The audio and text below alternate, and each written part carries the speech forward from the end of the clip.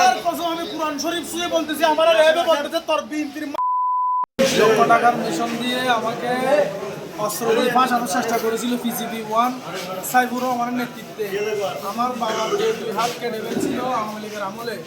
আমার যে কোনো মামলা না, আমি বলছি আপনারা ইফতার মাহফিল সমাপ্ত করতেছি, আপনারা ওয়ারেন্টটা দেখান।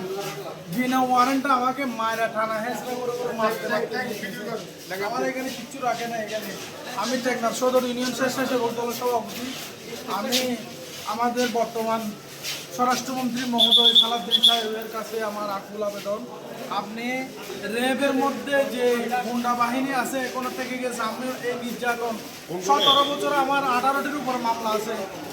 আমি বুট দিছি যে পুরো খালি পর্যন্ত এখনো শুকায়নি। আমি অক্লান্ত পরিশ্রম করে সাধারণ চৌধুরীকে বিজয় করেছি। আমার কেন্দ্র থেকে আমি 460 বুটে পাস করেছিলাম। আমাকে 20 লক্ষ টাকার বিনিময়ে আজকে আমাকে অস্ত্র দিয়ে ফাঁসাতে চাইছিল। সমুদ্রের গর্জনে ভিন্ন স্বাদের সামুদ্রিক খাবারের ভরপুর আয়োজন উপভোগ করতে আজই চলে আসুন প্যাসিফিক বিচ লাউঞ্জ ক্যাফে কক্সবাজারে। আমি না যাওয়াতে কোনো ওয়ারেন্ট আমাকে অনেক টর্চার করেছে। আমার ভিতরে কিচ্ছু নাই। আপনি সর্বশেষ কি বলতে চান?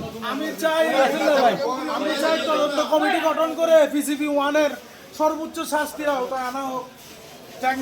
টেকনাফ ক্যাম্পের যে PCB-1 সাইফুর অনেক নির্যাতন করছে আমাকে অস্ত্র দিয়ে ফাঁসাতে চাইছিল। আমি না যাওয়াতে আমাকে টানা হেঁচড়া করে নিয়ে তাদের গাড়ি ঘোড়া দিয়েছে, তাদের যে 20 লক্ষ টাকা লেনদেন ছিল, 20 লক্ষ টাকা দিয়ে যারা কন্ট্যাক্ট করেছে ওরাই গাড়ি ঘোড়া দিয়ে আমার উপরে আক্রমণাত্মক করতেছে।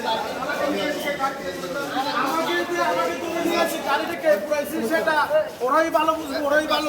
আল্লাহর কসম আমি কুরআন শরীফ ছুঁয়ে বলতেছি আমার রেবে বলতেছে তোর বিনতির রেবে।